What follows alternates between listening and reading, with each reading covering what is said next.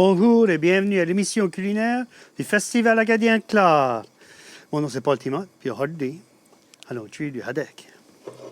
Donc, on va commencer. Je vais mettre ma poêle à réchauffer.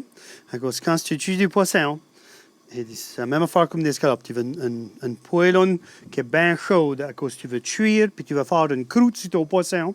À cause ça, c'est la meilleure partie. Et puis, plus chaud que ta poêle, le moins que ton poisson va coller. So, moi, pour du haddock, tout que je fais, c'est que je prends une miette de farine. Je prends une miette de sel et de poivre. Fais attention, dès temps le poisson est salé. Ça va être la marche. Dès temps, il est mieux plus salé. So, je prends aisément. Moi, j'aime du poivre. So, je mets une miette plus. Alors, je prends ma poêle. Je mets une miette d'huile. Puis là, je mettre une miette de beurre. So, la raison que je mets point avec du beurre, que je mets de l'huile avec, c'est à cause que si je mets avec du beurre, ça brûle vite.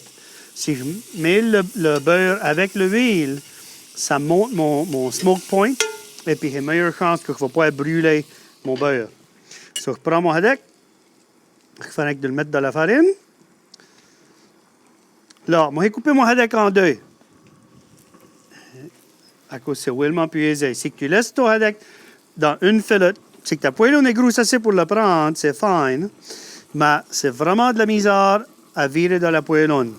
So, moi, je le coupe de même. En plus, la partie de la chouille est plus tard que le loin. So, le loin est mieux plus épais. Ça va prendre une minute ou deux de plus à cuire.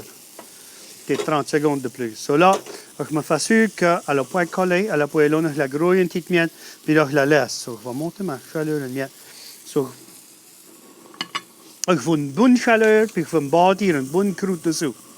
Quand tu mets ton poisson dans la poêle, le bord que tu vas mettre pour ton service, ou le bord que le monde va voir, c'est là qui va être le fait de ton assiette, c'est ça que tu mets premier. Tu vas te faire une belle croûte, tu vas te faire une belle couleur, puis là, c'est ça que le monde va voir une fois qu'ils voient ton assiette. So, laisse-la, grouille la pas trop. Si ton poisson est vraiment frais, moi je trouve qu'il tombe en morceaux beaucoup plus aisé. So, je le grouille pas trop et je le laisse faire sa croûte. Puis là, je vais le laisser fricasser là pour une minute ou deux. Il va prendre un bon goût d'huile, un bon goût de beurre. De temps en temps, je grouille ma poêle, faire sûr que mon beurre fait le tour. Si vous voyez qu'elle colle et qu'il n'y a pas de gras, il n'y a pas de beurre dessous, tu peux le lever une petite miette. Mais il faut vraiment faire attention que tu ne vas pas déranger cette croûte là, que tu as fait bâtir dessus. Puis là, quand tu regardes ton haddock, il commence à changer de couleur sur les bords. Ici, tu vois, il vient une miette plus blanc. Puis c'est ça que tu veux. Tu veux voir qu'il commence à cuire. Là, il est plus épais dans le mi-temps, il n'est pas pareil. À cause, tu veux qu'il commence, tu vas commencer à voir qu'il va changer de couleur ici sur les bords avant le mi-temps, tu vas le voir. Puis si tu le vois droit ici, là, il change de couleur une miette. So, si ça, gros là qui change de couleur, je vais le flipper. Puis je le flippe rien qu'une fois. Si tu continues à virer ton poisson, il va casser, il va tomber en morceaux. Si c'est à cause qu'il est plus épais, je vais le laisser une miette plus longtemps, mais je vais mettre une miette de beurre, là, faire sûr qu'on est dessous. Mais si tu te gardes, tu vois qu'il commence à craquer sur les bords, puis tu vois ma couleur, elle commence à changer, so je vais le flipper. Puis là, vous voyez une belle couleur, un beau caramel. Ça, c'est le goût de là, le beau beurre noisette qu'il a tué avec. Puis là, moi, je le tue plus longtemps sur l'autre bord, à cause que c'est cette couleur-là que je cherche. Ce bord ici, à cause que je l'ai déjà tué quasiment 3/4, ça prend moins longtemps. So, je vais le laisser là qu'il finisse de cuire une trentaine de secondes. Puis là, that's it. Je le mets sur mon assiette et puis il est prêt à manger.